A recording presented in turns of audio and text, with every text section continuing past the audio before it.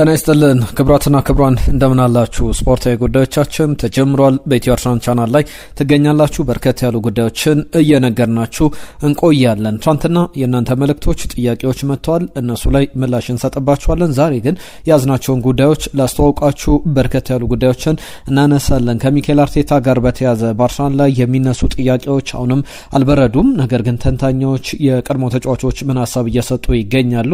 እነ ኢያን ራይት፣ ኢማኑኤል ፔቲ፣ ሌሎችም እነ ማርቲን ኮን ጨምሮ ፒርስ ሞርጋን የአርሰናል ደጋፊ ነው፣ የልብ ደጋፊ፣ በጣም ስመጥር ጋዜጠኛ እንደሆነ ይታወቃል። እሱም ያነሳው ጉዳይ አለ። ፖል ሜርሰን ስለ አርሰናል፣ ስለ ኖኒ ማዱዌኬና ስለ ኤበሬቼዜ የቶትናም ጨዋታንም በተመለከተ ያነሳቸው ጉዳዮች አሉ። አሁን ዋንጫው በማን እጅ ላይ ነው ያለው በሚለው ጉዳይ ላይም እነዚህ ተንታኞች የሚያነሷቸው ዝርዝር ሀሳቦች አሉ። እኛም የራሳችንን ጉዳዮች የራሳችንን ሀሳቦችም እየጨመርን ከተንታኞቹ ሀሳቦች ጋር ቆይታ የምናደርገን የሚሆነው ስለ ክርስቲያን ኖርጋርድ ለምንድን ነው የማይሰለፈው የሚል ጥያቄ መጥቶልናል። ለዛ ምላሽ እንሰጣለን። ኖርጋርድ ብዙ ጨዋታዎችን እየተጫወተ አይደለም፣ ሚኬል አርቴታ ለምን ምርጫው አላደረገውም የሚለውንም እንነግራችኋለን። አሁን ሳይኮሎጂካሊ እንዴት ከዚህ በኋላ አርሰናል መቀጠል አለበት የሚለውንም ጉዳይ እናነሳሳለን። በቻላችሁ አብራችሁን ቆዩ። ሌሎችንም ጉዳዮች ይዘናል።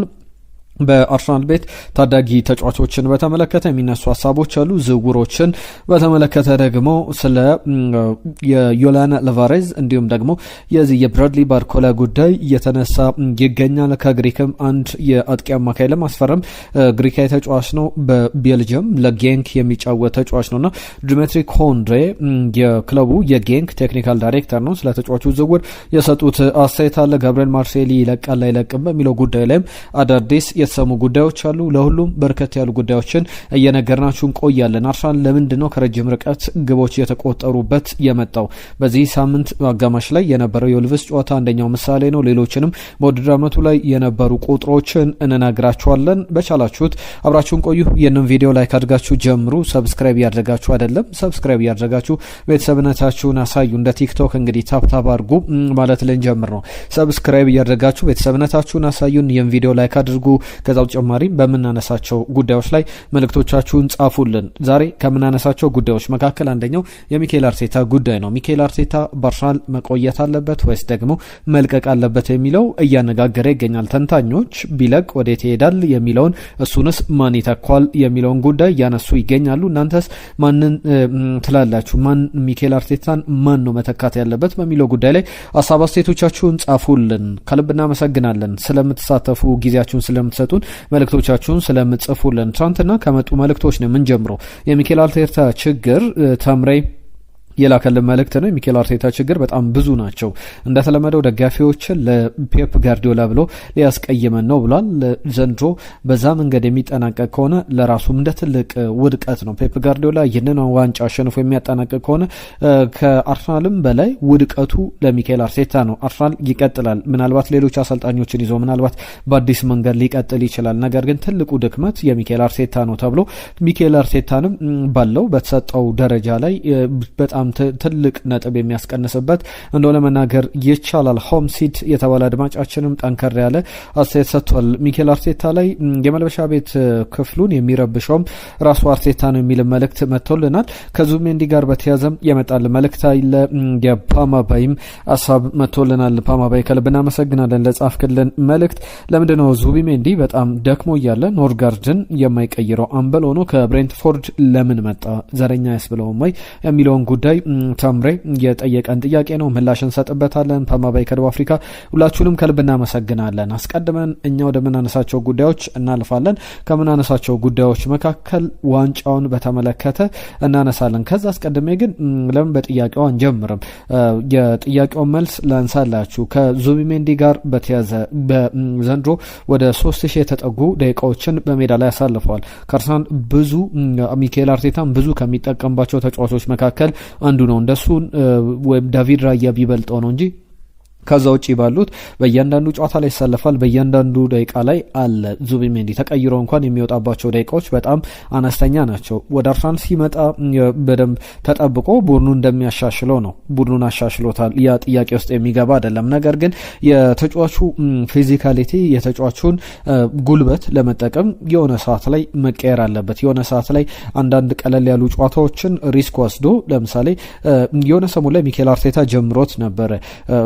ዴክላን ራይስን ተቀያሪ ወንበር ላይ አስቀምጦ የመጀመሪያዎቹ ሳምንታት ላይ ከተመለከትናቸው ጨዋታዎች መካከል ራይስ ተቀያሪ ወንበር ላይ ሚኬል ሜሬኖ በ6 ቁጥር ቦታ ላይ ሲጫወት እንደነበረ እናስታውሳለን። ከዛ በኋላ ብዙም ያንን አልተከተለበትም። ሚኬል አርቴታ ጋር ያለ ችግር እንደሆነ በደንብ መናገር ይቻላል። ዙቢሜንዲ በጣም ደክሞ እያለ እንኳን ክርስቲያን ኖርጋርድን ቀይሮ ማስገባት አልፈለገም። ክርስቲያን ኖርጋርድ ብዙ ጊዜ ኳሶችን ወደፊት ይዞ መጫወት የሚወድ ነው።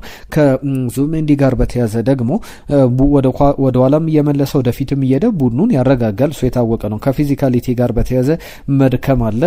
ሙሉ እያንዳንዱ ደቂቃ ማንም ይሄ ነው የተባለ ተጫዋች ለዛውም አማካኝ ስፍራ ላይ ሁሉም የቡድኑ እንቅስቃሴ ከሱ በሚነሳ ተጫዋች ዙሪያ አይደለም። ሌሎችም ሊዮኔል ሜሲ እንኳን ድካም ይሰማቸዋል። ወክ እያደረጉ ጨዋታውን የሚጨርሱ ፕረስ የማያደርጉትና ሊዮኔል ሜሲ ክርስቲያኖ ሮናልዶ ላይ ራሱ እንደዚህ አይነት ነገር አንመለከትም። ሊቀየሩ ሊደክሙ ይችላሉ። ነገር ግን ዙቢሜንዲ የማይቀየርበት ምክንያት ከሚኬል አርቴታ እምነት ጋር በተያዘ ነው። የሚኬል አርቴታ ፍልስፍና ለምሳሌ ቡካዮ ሳካን በተመለከተ ከዚህ በፊት የሚያነሳቸው ጉዳዮች አሉ። ቡካዮ ሳካ በአመት 67 ጨዋታዎችን መጫወት አለበት። ክርስቲያኖ ሮናልዶን ወይም ሊዮኔል ሜሲን በጣም በየጨዋታው ላይ ያሉ በየጨዋታው ላይ ግብ የሚያስቆጥሩ በዛ ደረጃ ፊዚካሊቲ በጣም ወሳኝ ነውና ፊዚካሊቲውን ጠብቆ እንደዛ መጫወት አለበት የሚል እምነት አለው። ያንንም በተመለከተ ነው ለዙቢሜንዲም ለዴክላን ራይስም በጣም ኦቨርዩዝድ የተደረጉ ተጫዋቾች ናቸው በተደጋጋሚ የሚጠቀምባቸውና በቀጣይ ግን ያንን ማረም ያለበት ይመስላል። በተለይ ሚኬል ሜሬኖ የለም። የክርስቲያን ኖርጋርድ የብሬንትፎርድ አምበል ነው። ፕሪሚየር ሊጉን በደንብ የሚያውቅ ነው። በተቃራኒው ደግሞ ስፔናዊ ዙቢሜንዲ ስንመለከት ደግሞ እንደዛ አይደለምና በዚህ ደረጃ ሊታይ የሚችል ጉዳይ ነው ብዬ አስባለሁ። ስለ ቡካዮ ሳካ አንዳንድ ጉዳዮችን ላንሳ። 5 ዓመታት ውል እንደሚፈርም ሲናገር ነበረ። አንዳንድ ምንጮች ላይ ደግሞ 4 ዓመት ከግማሽ ያክል ውሎችን እንደፈረመና በቀጣይ እስከ 2030 ድረስ በአርሰናል የሚያቆየውን ውል ፈርሟል። 28-29 ዓመት እስኪሞላው ድረስ በኤምሬትስ ይቆያል። በጣም አስፈላጊ ተጫዋች ነው። ብዙ ጊዜ ቡካዮ ሳካ ከሚያጨቃጭቁ ነገሮች አንዱ እናንተም ሀሳብ ስጡበት። እስቲ እኔ የራሴን ሀሳብ አነሳለሁ። ከሚነሱ ጉዳዮች መካከል ቡካዮ ሳካ ሱፐርስታር ተጫዋች አይደለም ብለው የሚያነሱ ወይም ቡድኑ መሸከም የሚችል በጣም ትልቅ ተጫዋች አይደለም፣ አቬሬጅ ተጫዋች ነው ብለው የሚከራከሩ የተቃራኒ ቡድን ደጋፊዎች ገጥሟቹ ሊሆን ይችላል። ነገር ግን ኮል ፓልመር ኖረ፣ ሌላም ተጫዋች ፊል ፎደን ኖረ፣ ፔፕ ጋርዲዮላ ማሰለጠነ፣ ቶማስ ቱዌሉ ማሰለጠኑ፣ ሚኬል አርቴታ ማሰለጠነ፣ ለምሳሌ ሩበን አሞሪምም ማይክል ካሪክ መጣ፣ ቡካዮ ሳካን ቢያሰለጠኑት ሁሉም የሚያቀድሚያ ከማንኛውም ተጫዋች በላይ የሚያሰልፉት ተጫዋች እንደሆነ ያለ ጥርጥር መናገር ይቻላል። ስለ ቡካዮ ሳካ ለምሳሌ አንድ ቁጥር ብቻ የሱፐርስታር አይደለም ለሚለው ምላሽ ይሰጥልናል። ከሪያል ማድሪድ ጋር፣ ከባየር ሙኒክ ጋር፣ ከማንቸስተር ሲቲ ጋር፣ ከሊቨርፑል ጋር፣ ከማንቸስተር ዩናይትድ ጋር፣ ከነቸልሲ ጋር በሙሉ ግብ አስቆጥሯል። ባየር ሙኒክ፣ ፒኤስጂ፣ ሪያል ማድሪድ የአውሮፓም ትልልቅ ቡድኖች ላይ በሙሉ ግብ አስቆጥሯል።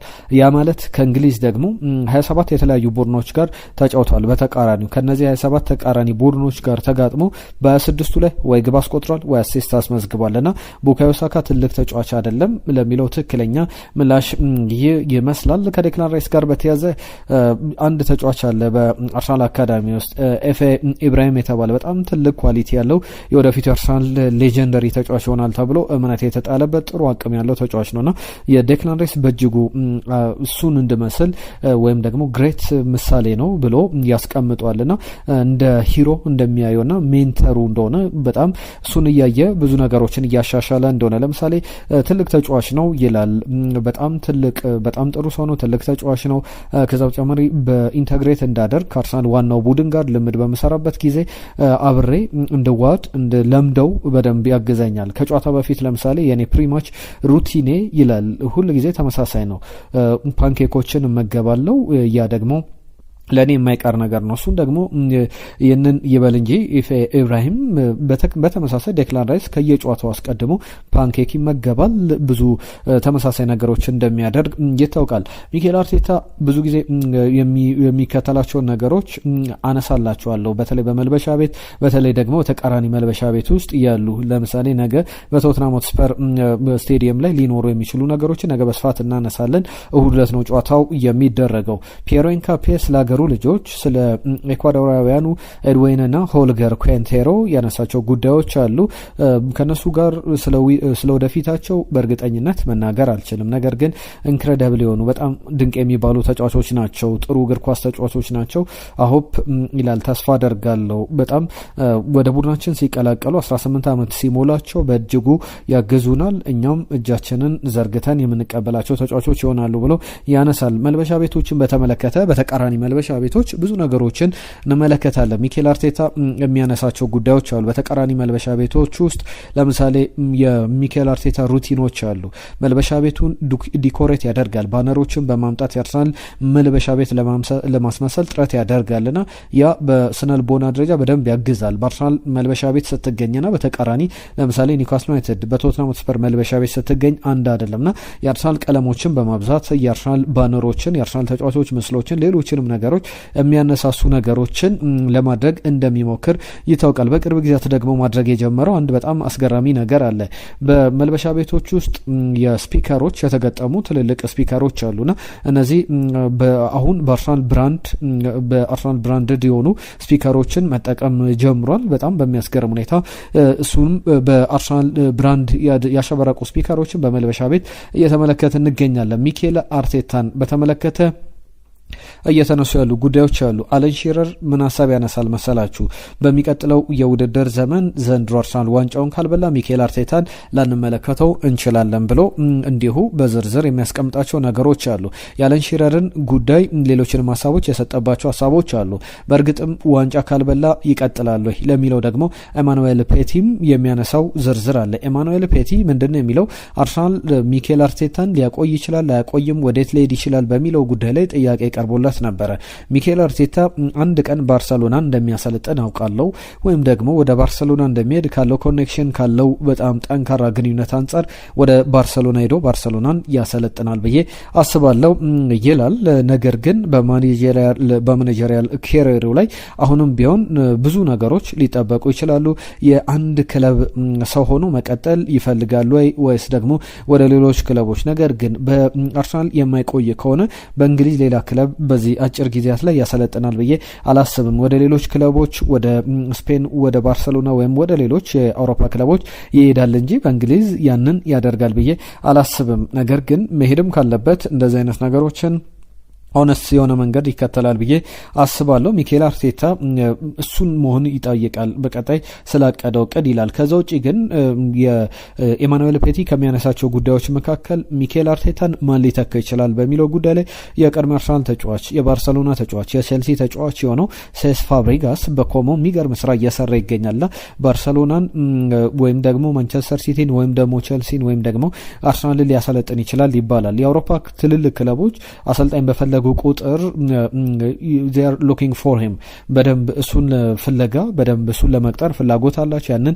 በደንብ ጥረት ያደርጋሉና እንደዚህ አይነት ተመሳሳይ ነገሮችን በአርሰናል ቤትም ልንመለከት እንችላለን። ሚኬል አርቴታ ከሌለ እሱ ሊተካ ይችላል የሚሉ ጉዳዮች እየወጡ እየተሰሙ ይገኛሉ። ማርቲን ኩዌን፣ ፖል ሜርሰን የሚያነሳቸው ጉዳዮች አሉ። ማርቲን ኩዌን ለምሳሌ ፒርስ ሞርጋን የአርሰናል የልብ ደጋፊ ነው። ዘንድሮ ዋንጫ ያስፈልገናል፣ ዘንድሮ ለአርሰናል ነው መሆን ያለበት፣ ፈገግ ብለን ዋንጫውን የምናነሳበት አመት መሆን አለበት ብሎ በትክክል የሚያስቀምጣቸው ነገሮች አሉ። ከፒርስ ሞርጋን ጋር በተያዘ አሁን በዚህ ወቅት ላይ ምን መደረግ አለበት የሚለውን የኔ ምክር ይህ ነው ብሎ እንደ ምሳሌ ያስቀምጣል። እንደ አማራጭነት ሚኬል አርቴታን ይመክራል ማለት ነው። በግልጽ ሳይሆን እዚሁ በብዙሃን መገናኛዎች ሚኬል አርቴታ መስማቱ የሚቀር አይመስልም። ዋንጫውን በእጃችን ያለው ብዙ የሚያሰጋ ነገሮች የሉም። ነገር ግን ኦብቪየስሊ አሁን ቶትናምን እናሸንፋለን እሁድ ዕለት ይላል። እሱም ብቻ አይደለም ሌሎችም ፖል ሜርሰንም ጭምር ቶትናምን አርሰናል ያሸንፋል ብለው ቅድሚያ ግምት ይሰጡታል። የኔ ዲቫይስ የኔ ምክር ግን አንዩዥዋል የሆኑ ነገሮችን ማድረግ አለብን። አሁን አንዩዥዋል የሆኑ ነገሮች እያጋጠሙን ይገኛሉ። ስለዚህ አሁን በአራት ውድድሮች ላይ ለዋንጫ እየተጫወትን ነው። ፕሪሚየር ሊግ፣ ቻምፒየንስ ሊግ፣ ኤፍኤ ካፕ፣ ሊግ ካፕ ላይ ፍጻሜ ደርሷል አርሰናል። ኤፍኤ ካፕ ላይ 5ኛ ዙር፣ በቻምፒየንስ ሊግና የፕሪሚየር ሊግ ጉዞዎች ደግሞ የሚጠበቁ ናቸው። በቀጣይ ሳምንት አንድ ሳምንት አለው አርሰናል ከእሁድ እስከ እሁድ ዕለት ቶትናምን ከገጠመ በኋላ ጉዞ አያደርግም። እዛው ለንደን ላይ ነው ጨዋታውን የሚያደርገው። ቀጣይም ጨዋታ በኤምሬትስ ነው የሚደረገው በቶትናም ሆትስፐር ስቴዲየም እዛው ሰሜን ለንደን ላይ ይጫወትና ከቶትናም ጋር ከሜዳው ውጪ። ከዛ በኋላ ቀጣዩ ሳምንት ደግሞ በኤምሬትስ ስቴዲየም በሜዳው ነው የሚደረገው ጨዋታው። ስለዚህ ቀጣይ ተከታታይ ቀናት አሉ ከእሁድ እስከ እሁድ ቀኖች ስላሉት ወዲያው ፍላይት ይዘው የአርሰናል ተጫዋቾች ወደ ዱባይ ወደ ተለያዩ የዓለም ሀገራት ሞቃታማ ወደ ሆኑ አካባቢዎች ሄደው ቢመጡ በጣም ጥሩ ነው። ሪሴት መደረግ ማለት እንደዚህ ነው።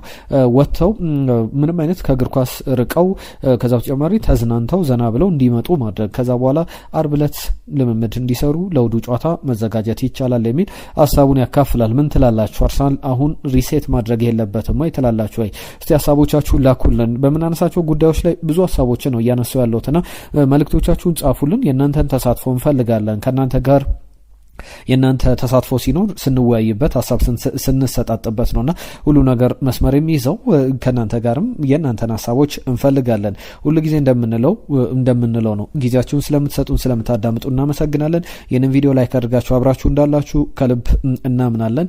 ወደ ቀጣዩ ሀሳቤ ልለፍ። ከማርቲን ኩዌን ጋር በተያያዘ ነው። ማርቲን ኩዌን የአርሰናል ሌጀንደሪ ከሚባሉ ተጫዋቾች መካከል አንዱ ነው። በዚህ በአርሰናል የሰሞነኛ ወቅት ላይ ክሊኒካል የሆኑ ነገሮች ያስፈልጋሉ ብሎ የሚያስቀምጣቸው ነገሮች አሉ። ሪሴት መደረግ አለበት። ከዚህ በፊት አርሰናል ሪሴት ማድረግ አለበት። ሪሴት ሲያደርግ ደግሞ ወደ ነበረበት ለመመለስ ብዙ ነገሮችን ማስተካከል፣ ከዛ በኋላ ክሊኒካል ያልሆነው ቡድን ክሊኒካል መሆን፣ ወደ አሸናፊነቱ መምጣት፣ መረጋጋት መቀጠል አለበት የሚል ከፒርስ ሞርጋን ጋር ተመሳሳይ አይነት ሀሳብ ይሰጣል። የእሁዱን ጨዋታ በተመለከተ ፖል ሜርሰን ደግሞ የሚያነሳቸው ጉዳዮች አሉ። ማን መሰለፍ አለበት ከሁለቱ ከኤበሬቼዜ ከኖኒ ማዱዌኬ? ለኔ ይላል ፒርስ ሞርጋን ኤበሬቼዜ ነው በ10 ቁጥር ቦታ ላይ መሰለፍ ያለበት። ከቡካዮ ሳካ በበለጠ ኤበሬቼዜ 10 ቁጥር ቦታ ላይ መሰለፍ አለበት። ክሬቲቭ ነው። በጠባብ ስፔሶች ላይ ብዙ ነገሮችን ከሳካን በበለጠ ያንን 10 ቁጥር ቦታ ላይ መጫወት ይችላል። አርሰናል በውዱ ጨዋታ 1-0 በሆነ ውጤት ያሸንፋል ብዬ እጠብቃለሁ ይላል። ማዱዌኬ በጣም ዳይሬክት ነው። ነገር ግን ሁሉ ጊዜ ዳይሬክት መሆን አይጠበቅብም። አንዳንድ ጊዜ ረጋ ማለት ያስፈልጋልና ቡካዮ ሳካ ብዙ ጊዜ ያንን በሁለቱ መንገድ ባላንስ አድርጎ መቀጠል የሚችል ተጫዋች ነውና ለዛም ይመስላል ቡካዮ ሳካ ወደ ቀይ መስመር ወጥቶ እንዲጫወትና ከዛ በኋላ ኤበሬቼዜ በቶትናም ጨዋታ ላይ ባለፈው የመጀመሪያው ዙር ጨዋታ ላይ አትሪክ መስራቱ ይታወቃል። በዚህ ጨዋታ ደግሞ ተመልሶ ይጫወታል ተብሎ ይታሰባል። ሌላኛው የአለን ሺረር ሀሳብ ነው። አለን ሺረርን በተመለከተ ዝርዝር ጉዳዮችን ያስቀምጣል። የፕሪሚየር ሊግ ዋንጫውንም በአርሰናል እጅ በአርሰናል መዳፍ ውስጥ ያለ ነው። ቴክኒካሊ በሁለቱም በኩል እንግዲህ የሚነሱ ጉዳዮች አሉ። ሁሉንም ጨዋታዎች ማሸነፍ ሊኖርበት ይችላል። ቴክኒካሊ ግን ሁሉም ቡድን ለዛ ዝግጁ ነውና ያንን ማድረግ ከባድ ሊሆን ይችላል። ኤታድ ስቴዲየም ላይ ያለው ጨዋታ በጣም አስፈላጊ ነው ብሎ ይናገራል አለን ሺረር። በእርግጥም ኤታድ ስቴዲየም ላይ አሁን የአርሰናል ደጋፊዎች በቀጣይ በኤታድ ስቴዲየም አፕሪል ወር ላይ ከማርች የዚህ የኤፍኤል ካፕ በኋላ በቀናት ልዩነት ማርች ላይ የሚደረገው የኤፍኤል ካፕ ወይም የካራባኦ ካፕ ፍጻሜ በኋላ አርሰናል የሚያደርገው ጨዋታ በኢኤፍኤል ካፕ ትናንትናም አንስቼላችኋለሁ አፕሪል 18 ላይ ከዚህ ከኢኤፍኤል ካፕ ጨዋታ በኋላ አንድ ሳምንት ብቻ ነው አርሰናል ሌላ አንድ ቡድን ቦርመዝን ብቻ ነው የሚገጥመው። በመሀል የኢኤፍኤል ካፕ ላይ ማንቸስተር ሲቲን በፍጻሜ ይገጥማል። ከዛ በኋላ ቦርመዝን ይገጥማል። ከዛ በኋላ የፕሪሚየር ሊግ ጨዋታ ዳግም ይመለስና ማንቸስተር ሲቲን ይገጥማል በኤታድ ስቴዲየም። ያንን ጨዋታ በደንብ አርሰናል መቆጣጠር አሁን ለምሳሌ ያሉ ጨዋታዎችን አስጠብቆ መሄድ እንደሚችል ከሆነ በዚህ መሀል ያሉ የፕሪሚየር ሊግ ጨዋታዎች የውዱን የቶትናም ጨዋታ ጨምሮ በመሀል ያለው 5 የፕሪሚየር ሊግ ጨዋታ ነውና በእነዚህ 5 የፕሪሚየር ሊግ ጨዋታ አርሰናል ሁሉንም ቀጣይ ጨዋታዎች ማሸነፍ አለበት። ሁሉንም ጨዋታ ካሸነፈ ከማንቸስተር ሲቲ ጋር ያለውን የነጥብ ልዩነት አስፍቶ ነው አፕሪል ላይ መድረስ የሚችለውና ቀጣይ 5 ጨዋታዎች ደግሞ ቶትናም፣ ቼልሲ፣ ብራይተን፣ ኤቨርተን እና የቦርመዝ ጨዋታ ነው። ከዛ በኋላ የማንቸስተር ሲቲ ጨዋታ ይመጣል። እነዚህ ጨዋታዎች በጣም አስፈላጊ ናቸው። 11 መርሃ ግብሮች ይቀራሉ። በጣም ራይትሊ መናገር የሚቻሉ ነገሮችን በደንብ እያነሳውላችሁ እገኛለሁ። ሌሎችንም ጉዳዮች ላንሳ። ከአርሰናል የዋንጫ ፉክክር ሌሎች ሂደቶች ጋር በተያያዘ ነገም በዝርዝር የምናነሳቸው ጉዳዮች አሉ። አርሰናል በኦፕታ ሱፐር ኮምፒውተሮች ግምት መሰረት ባለፈው ልቭስን 2-0 እየመራ እያለ 98 በመቶ ዋንጫውን የማሸነፍ የዊኒንግ ፕሮባቢሊቲ ነበረው። ያንን እድል ተሰጥቶት ነበር በኦፕታ። ነገር ግን ከዛ በኋላ ጨዋታው 2-2 ከተጠናቀቀ በኋላ አሁንም 80 በመቶ ዋንጫውን የማሸነፍ እድል አለው። ማንቸስተር ሲቲ 20 በመቶ፣ አስቶን ቪላ ወደ ማንቸስተር ሲቲ 18 በመቶ፣ አስቶን ቪላ ወደ 3 በመቶ ያክል እድል አለው የሚሉ ቁጥሮች ይቀመጣሉና ብዙ ነገሮች ይነሳሉ። በመጨረሻም የአርሰናልን ከረጅም ርቀት ስለሚቆጠሩበት ግቦች አንዳንድ ነጥቦችን ላንሳ። የወልቭስን ጨዋታ በተመለከተ ነገ ዝርዝር ጉዳዮችን አነሳለሁ። ወልቭስ በማህበራዊ ትስስር ገጽ አርሰናልን ሊያስተቹ የሚችሉ ነገሮችን አድርጓል። ከግብ ጠባቂው ዳቪድ ራያ ጋር በተያያዘ ሁለተኛው ግብ ላይ የእሱም የጋብሪኤል ማጋሌሽ አለመናበብ ትልቅ ችግር እንደነበረ ትናንትና አንስተናል። አንድ ጉዳይ ግን ላንሳ። አርሰናል እንዴት ነው ከረጅም ርቀቶች ግቦች የተቆጠሩበት የቀጠለው? ጁኒየር ክሩፒ ቦርመዝ ከአርሰናል ባደረጉት ጨዋታ ላይ ማንቸስተር ዩናይትድ በተጫወተበትና ማንቸስተር ዩናይትድ ባሸነፈበት ጨዋታ ላይ ፓትሪክ ዶርጉ፣ ማቲያስ ኩኒያ ከረጅም ርቀት ግብ አስቆጥሯል። የቅርቡን ደግሞ ላንሳላችሁ። የወልቭሱ ጨዋታ ላይ ሁጎ ቢዮኖ በጣም ከረጅም ርቀት ግብ አስቆጥሮ ዳቪድ ራያ መስመሩን በመጠኑም ቢሆን ለቆጣበት ነበረ። እነዚህ ጥቂት ምሳሌዎች ናቸው። ሌሎችንም መጥራት እንችላለን። ለምሳሌ ከረጅም ርቀት ቶተንሃም ሆትስፐር ያስቆጠረው 4-1 ሲጠናቀቅ የሪቻርልሰን በጣም ውድድር ዓመቱ ከተቆጠሩ ቆንጆ ግቦች መካከል አንደኛው ነው። የማርቲን ዙሜንዲም የዳቪድ ራያም ስህተት፣ በተለይ የማርቲን ዙሜንዲ ስህተት በጣም የጎላ ነበረ። ዘንድሮ ዳቪድ ራያን ሌሎችም የፕሪሚየር ሊግ ተጫዋቾችን እናንሳ። ለምሳሌ ኮቪን ኬለር የቀድሞ ሊቨርፑል ተጫዋቿን በብሬንትፎርድ እየተጫወተ ይገኛልና የሴፍ ፐርሰንቴጁን ከረጅም ርቀት የሚሞከሩበት ሙከራዎችን ስናነጻጽር 29 የግብ ሙከራዎችን ከግብ ክልል ውጪ ተሞክሮበታል። 2 ብቻ ተቆጥሮበታል። 93 በመቶ ኳሶችን ያድናል። ሌሎች እንደ ግብ ጠባቂዎች ደግሞ እያነሳሳን ኒድ ጃሉጂ ዶናሩማ 20 ተሞክሮበት 5 ብቻ ነው የተቆጠረበት። ያ ማለት 75 በመቶ ኳሶችን ያድናል ጃሉጂ ዶናሩማ በዛ ደረጃ የሚጠቀስ ነው። ሌላ የማንቸስተር ዩናይትዱን ሰን ሎመንሰን ስናነሳ 16 የኳሶች ከግብ ክልል ውጪ ኦን ታርጌት ተሞክሮበታል፣ 4 ተቆጥሮበታል። 78 በመቶ የሴቭ ፐርሰንቴጁ ነው። ሌሎችም ሮበርት ሳንቼዝ በቼልሲ በኩል 18 በመቶ 18 ኳሶች ተሞክሮበት 3ቱን አድኗል፣ 83 በመቶ። አሊሰን ቤከር 19 ከግብ ክልል ውጪ የተሞከረበት 3 ብቻ የተቆጠረበት ነው። ኮቪን ኬለር 2 እንዲሁም ጆርዳን ፒክፈርድ 2 ግቦችን የተቆጠሩባቸው ተጫዋቾች ናቸው። ዳቪድ ራያስ በእነዚህ ግብ ጠባቂዎች ደረጃ ብዙ ክሊንሺቶችን አስመዝግቦ የወጣው ግብ ጠባቂ ነው በሚል ብዙ ግቦች አልተቆጠሩበትም በሚል ብዙ ነገሮችን አንስተናል። ነገር ግን የዳቪድ ራያን ጉዳዮች ስናነሳ በደረጃው በዚህ የፕሪሚየር ሊጉ ቴብል ላይ ካሉ የፕሪሚየር ሊጉ ከወልቭሱ ሳም ጆንስ በታች ነው ራሱ የሚቀመጠው። ብዙ የሚሞከርበት ግብ ጠባቂ አይደለም። ለምሳሌ ብዙ ያልተጫወቱት እነ ጆርጂዮ ማማራዳሽቪሊ እንዲሁም ደግሞ ሌሎችም ጆዜሳ አይነት የወልቭሱ ግብ ጠባቂ 11 ሙከራዎችን አጋጥሟቸዋል። ዳቪድ ራያ 13 ነው። ሌሎቹ ግን ቢያንስ ከ20 በላይ 19፣ 20፣ 38 እነ ፔትሮቪች ሌሎችም ሮቢን ሮፊ 33 አይነት ከግብ ክልል ውጪ ብዙ ሙከራ ተሞክሮበታል። አርሰናል ብዙ በግብ ክልል ውጪ ብዙ የማይሞከርበት ቡድን ነው። ሊቨርፑል ለምሳሌ ብናነሳ የጆርጂዮ ማማራዳሽቪሊ እንዲሁም ደግሞ የአሊሰን ቤከርን ስንደምር 30 ከግብ ክልል ውጪ ወይም ከፔናልቲ ሳጥን ከ16 ውጪ የሚሞከርበት ነው። ዳቪድ ራያ ከ13 6ቱ 53 በመቶ ኳሶቹ ተቆጥሮበታልና በጣም መጥፎ ቁጥር ነው። ቢያንስ 2 ከተሞከረ አንዱ ይገባበታል ማለት ነውና ያንን ማረም ያለበት ይመስለኛል። ዝውውሮችን ላንሳላችሁ። ሌሎች አርሰናል ጉዳዮችን ነገ በሚኖረን ቆይታ ላይ በስፋት እንመለስባቸዋለን። አርሰናል ከሊቨርፑል በአንድ ተጫዋች ዙሪያ እየተፎካከሩ ይገኛሉ። 90 ሚኒት የተባለው ብዙሃን መገናኛ ይዞት የወጣው ዘገባ ነው። በፔጁ ላይም መረጃው ልታገኙት ትችላላችሁ። 23 ዓመቱ ላይ የሚገኘውን ፈረንሳዩን የፓሪስ ሳን ጀርመን የመስመር ተከላካይ ብራድሊ ባርኮላን በተመለከተ ነው ይህ መረጃ የወጣው። በዝውውር ረገድ በጣም አስገራሚ ነው። ሁለቱም ክለቦች ይፈልጉታል። በተለይ በኳሊቲ ደረጃ ቨርሳታይል የሚባል ነው። በግራም በመስመርም በ10 ቁጥር ቦታ ላይም በተደራቢ አጥቂለትም 9 ቁጥርም ሆኖ ሲጫወት ተመልክተነዋል። ፔሲ በጣም ፈጣን ነው። ፔሲ የሚባል ነው። ከዛ በተጨማሪም በጣም ታታሪ የሚባል ተጫዋች ነውና እነዚህን ኳሊቲዎች ያሉትን ብራድሊ ባርኮላን ከፓሪስ ሳን ጀርመን ማስፈረም አርሰናል ይፈልጋል የሚሉ ዘገባዎች ወጥተዋል። ግሪካዊ ታለንት ኮንስታንቲኖስ ካራቴታስ የተባለው ተጫዋችን በተመለከተ ከጌንክ አርሰናል አሁንም ፍላጎት አለው ተብሏል። 18 ዓመቱ ላይ ይገኛል። ተጫዋቹን በተመለከተ የጌንኩ ቴክኒካል ዳይሬክተር ዲሜትሪ ኮንዴ የሰጠው አስተያየት አለ። ተጫዋቹ በክለባችን ለተጨማሪ ዓመት ቢቆይ ፍጹም ደስተኛ ነን፣ የኛ ነው ደስታው የሚል ሀሳቡን ያነሳል።